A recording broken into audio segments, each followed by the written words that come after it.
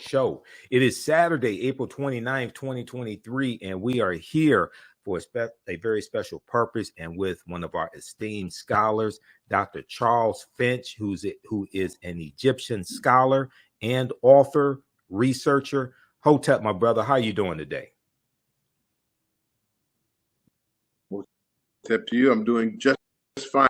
I'm always happy about. Okay, hold on. Your signal's breaking up a little bit. Okay, you said you're always happy about what? The fact that my health is good. Oh, absolutely, that your health is good. Well, health is wealth. So we have to understand that, brother. And as we get older, I'll be 52 in June of this year. So as we get older, yes, health is wealth. Well, you and I would talk. Go ahead. You are a young boy. You're 52? You're 52 June 7th. Boy. You're a young boy. you ain't by more than 20 years. Right. Yeah, well, Dr. Little Jeffries is one of my teachers, and he calls me a youngster. So, I said, Dr. J, I'm 51. He said, you're a youngster. Okay. So for those that don't know, Dr. Charles Finch and I, we were talking on Facebook, and we'll let him go ahead and we'll let him get straight on that side. But Netflix, Jada Pinkett Smith through Netflix has a new documentary series called African Queens. The first installment that was released dealt with Queen Nzinga of Matamba, which is modern day Angola. And we talked to one of my teachers, Professor James Small, about that because he was one of the consultants on that project. The second installment in the series deals with Queen Cleopatra VII of Egypt. And the trailer has been released recently. Now, the actual installment airs May 10th. So all people have seen is a 2-minute trailer, but the trailer has been receiving a lot of backlash from some of those in Egypt, descendants of Arabs, about the depiction of Queen Cleopatra VII. So they have African American actress Adele James portraying Cleopatra, and recently the director for this installment, Tina Garavi,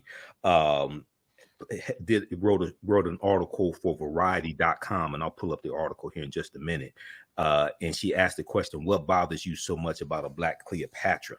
So, Dr. Charles Finch, I know you were commenting on this on Facebook and commenting about the complexion of what Cleopatra would have looked like, etc. So I wanted you to weigh in on this conversation. And last week when we interviewed Tony Browder, my friend and your friend Tony Browder, author of Nile Valley Contributions to Civilization, Browder mentioned your name the number of times in that interview. So I said, well, we got to have Dr. Charles Finch on the show as well. So go ahead and give us your take on this whole controversy, and then I know you want to bring in the historical context as well. Yeah.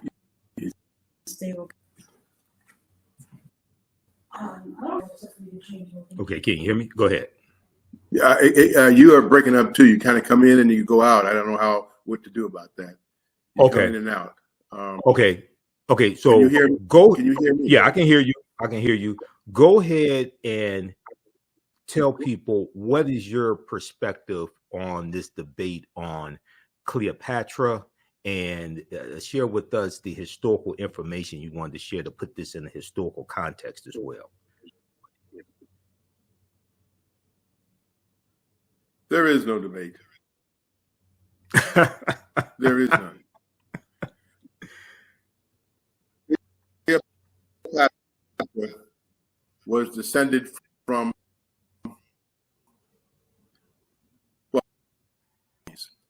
Ptolemies. Were Ptolemy. Who were the Ptolemy?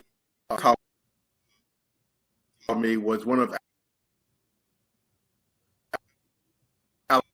Alexander's conquests, right? And the native Egyptians there happy for him to conquer Egypt. Why? Because at that under the domination Persians, and they hated the Persians. The Persians just treated them like slaves, and they were happy to welcome and assist Alexander in his conquest of Egypt because he got rid of the Persians, all right, completely, right, forever.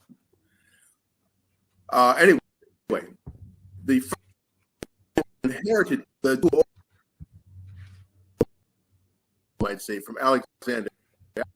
Alexander died young. Mm-hmm. He was in his early. He divided his empire among his generals, and the general name called Lemy. He inherited he took over Egypt, and for the next 300 years, and his descendants, ruled Egypt. Cleopatra of the last Ptolemy, all right? Now, what happened was he was extremely dynamic and intelligent and had her own, I don't know if you want to call it ambitions, or at least her own ideas about how Egypt should be ruled. Why was that an issue? Because strictly speaking, it was supposed to descend to a male.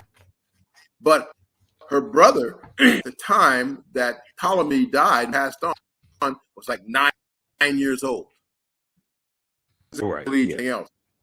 And so Cleopatra, who was older, she was like 17 or 18, wasn't very older herself, ruling Egypt. And little by little, really assumed all of the power that entailed. Now, by that time, Egypt was under the control. Well, let me see. Yeah, the Ptolemy coming under the control more and more of the Romans. Okay, and this is where the drama of Cleopatra has made such an impact, because those Romans included who? Caesar and Mark Antony. Julius Caesar and Mark Antony. Right. Both of them. Caesar just fell total spell when he conquered Egypt. All right. And not only was he willing to share power with her in Egypt. Oh my goodness. There are those who think that the assassination of Julius Caesar was at least in part motivated by his relationship with Cleopatra, because it looked like, for all intents and purposes, he was going to make Cleopatra empress of Rome. Okay. It looked like he was going to make Cleopatra empress of Rome. Okay. All right. And while we try to get his connection, reestablished here and increase the signal strength. Some of you all saw me on Roland Martin Unfiltered. Some of you all saw the broadcast that I did Sunday night on the African History Network show, where we dealt with this topic. This is one of the articles we talked about. Queen Cleopatra, director speaks out. What bothers you so much about a Black Cleopatra? This is from Variety.com. This is written by Tina Garavi, who is the director of this installment of African Queens. Okay. We've got Joya watching us, and a number of people watching us. Now, let me give you some background information on Dr. Charles Finch. Dr. Charles Finch was, until June 30th, 2007, director of international health at the Morehouse School of Medicine. He